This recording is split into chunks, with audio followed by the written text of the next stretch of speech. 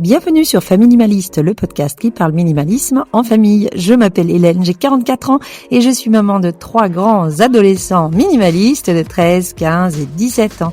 Dans ce podcast, je partage des astuces, des méthodes et des réflexions pour vivre une vie concentrée sur l'essentiel et débarrasser du superflu.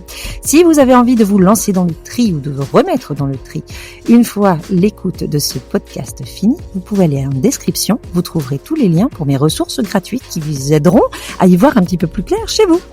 Dans l'épisode d'aujourd'hui, j'ai envie de parler du tri, mais du tri qu'on fait chez les autres, que ce soit chez nos parents parce qu'ils partent en maison de retraite, parce que quelqu'un vend une maison familiale secondaire, ou malheureusement après un décès. Comment pouvoir s'en sortir, comment approcher ce tri bien particulier, c'est ce dont je vais vous parler aujourd'hui. Allez, c'est parti pour l'épisode du jour. Récemment, on m'a posé la question, comment faire? Mon père est en train de vendre sa maison secondaire, il a envie de nous refiler tout à nous, les enfants, j'ai peur de réencombrer à nouveau, please help. Je me suis dit que c'était une bonne idée d'en faire un épisode, donc voilà la réponse que j'ai pu partager avec cette auditrice. Faire le tri chez soi, c'est déjà pas très facile, mais alors faire le tri chez les autres, c'est un peu plus compliqué. Là, dans le cas dont je vous parle, la personne n'était pas en train d'aller en maison de retraite ou ailleurs, mais elle se débarrassait juste d'une maison familiale. Mais il se peut aussi qu'on fasse le tri suite au décès de nos parents ou de quelqu'un de la famille. Et là encore, faire le tri à la place de quelqu'un alors que cette personne n'est pas là, c'est pas forcément facile. Donc dans cet épisode, je voulais parler de 2 choses. La première, ce sont les enjeux. Qu'est-ce qui se joue dans ces tris-là, dans ces tris assez particuliers. Et puis la deuxième, c'est essayer de vous donner quelques petites astuces qui vous aideront à appréhender ce tri de manière un petit peu plus sereine. Le premier enjeu que l'on a quand quelqu'un vous appelle en disant « Viens m'aider à vider la maison », il est très logistique, c'est de se dire en fait, moi j'ai pas envie de me réencombrer chez moi. On a peur de reaccumuler alors qu'on avait réussi à peut-être prendre le dessus sur la maison. Il y a cette idée de trésor ou de butin qui nous attend ailleurs, en plus un butin familier. Donc on a envie d'y aller, mais en même temps, ça fait un petit peu peur. Ce qui est pas facile non plus quand on aide quelqu'un à faire du tri, c'est qu'on va faire le tri dans des souvenirs, mais qui ne sont pas les nôtres. On va faire le tri dans des objets qui sont chargés de mémoire, mais c'est pas notre mémoire. Et donc oui, il se peut qu'il y ait des objets qui fassent partie de nos souvenirs à nous, mais au final, on était juste spectateurs de ces souvenirs. Ce ne sont pas vraiment des souvenirs que l'on a choisis. Ce dont on peut avoir peur aussi quand on fait ce genre de tri, c'est qu'on peut se sentir obligé de garder certaines choses. Par peur de trahir, pour faire plaisir, on se dit qu'une fois qu'on sera là-bas, ça va être assez compliqué de dire non même si on a envie.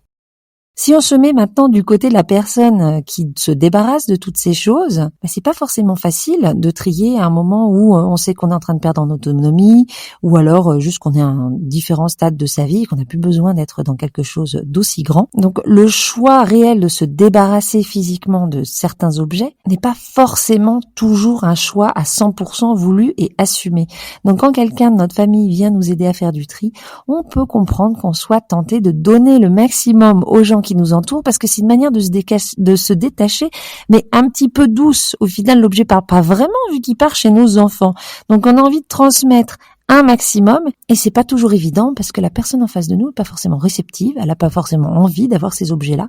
Donc il y a quand même ce côté loyauté les uns envers les autres qui se joue là aussi.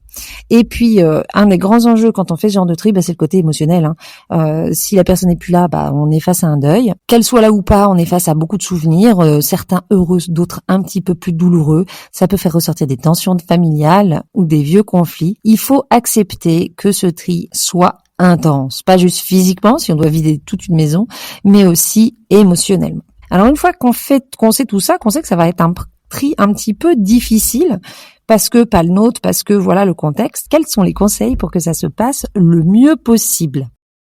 Le premier, c'est avant même de rentrer dans cette deuxième maison à vider, c'est de faire le tour de sa maison à soi d'abord. Rapport à ce premier enjeu, on a peur de se faire envahir parce qu'on va nous donner. On fait le tour de notre maison et on regarde ce dont on a vraiment besoin. Par principe, on n'aura besoin de rien dans l'autre maison. Si on avait besoin de quelque chose, on l'aurait déjà acheté. On l'aurait déjà en notre possession.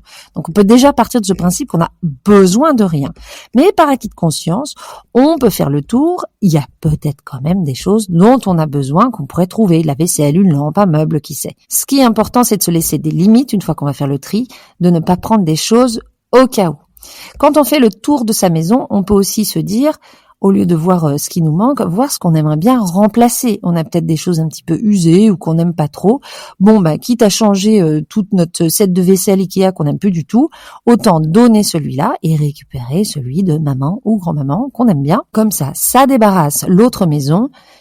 Ça nous fait rembarquer des souvenirs qui plus est, sont utiles. Une fois que vous êtes dans le tri et que vous êtes face à une personne, si elle est encore là, qui va vous donner des choses pour vous faire plaisir, et même si d'ailleurs on a envie de garder quelque chose sans qu'on nous y force, il faut s'interroger un peu sur la raison pour laquelle on garde un objet qui, par définition, je vous le rappelle, n'était pas utile, vu qu'il n'était pas chez nous.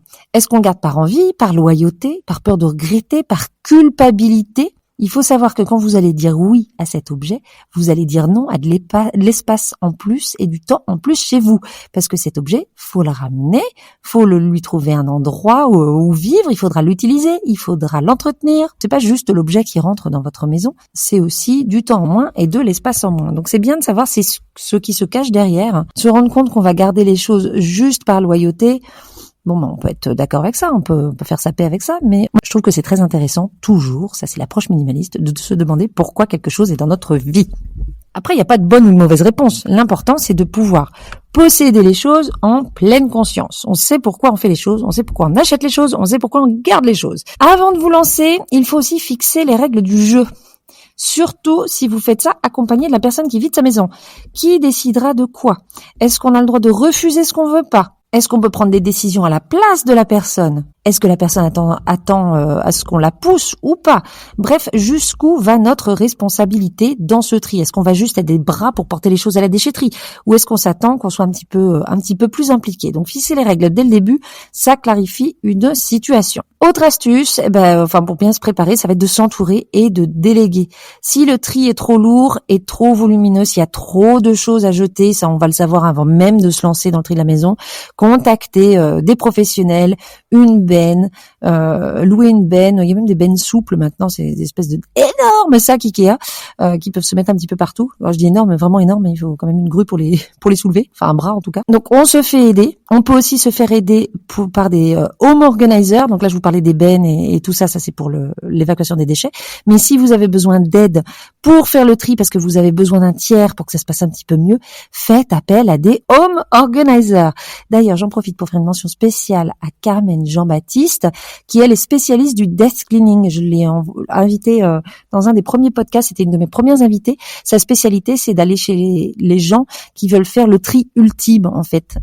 Souvent des personnes âgées, mais pas que, qui ont envie de commencer à se libérer de leurs objets pour pouvoir éviter que leurs enfants ne le fassent. Je vous recommande vivement cet épisode plein de bonne humeur et d'optimisme. Je sais que desk cleaning, ça fait un petit peu peur dans le nom, mais c'est hyper positif et franchement se faire aider par des gens comme Carmen, c'est juste incroyable. Donc je vous le recommande. Mettez-vous aussi des limites quand vous rentrez dans le tri. Vous allez être d'accord d'aider vos proches à faire du tri, mais mettez-vous des limites quand même de temps, d'énergie.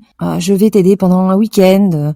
Je peux prendre ce qui rentre dans ce coffre. Moi, c'est ce que je vous recommande. Généralement pour la famille, les limites sont assez hautes. Mais si vous sentez que aller au-delà de vos limites, ça peut créer des conflits, je vous propose de les mettre dès le début. Voilà un petit peu pour mes astuces. Les tris des affaires des proches, c'est pas juste logistique. C'est souvent quelque chose de très émotionnel. Donc prenez du recul, préparez-vous. En faisant ça, on peut traverser ce moment un petit peu plus sereinement. Et n'oubliez pas, le but, c'est pas de repartir des coffres chargés, mais de se ressentir connecté à ce qui compte vraiment, à la personne qui a fait ce tri, et garder peut-être peu de choses, mais mieux. Et si vous avez besoin d'aide, allez sur le site de la FFPO, la Fédération francophone des professionnels de l'organisation.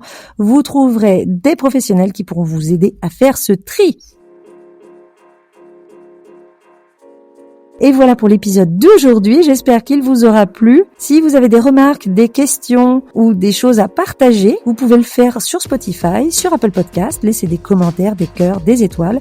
Non seulement ça engage le dialogue, mais en plus ça plaît à l'algorithme. Je suis toujours à la recherche de témoignages d'auditeurs et d'auditrices qui veulent partager leurs astuces pour vivre mieux avec moi. Donc n'hésitez pas, envoyez-moi un email avec vos vocaux. Les détails sont en description. Je vous dis à la semaine prochaine. Et en attendant, n'oubliez pas, vivre avec moins, c'est vivre avec mieux.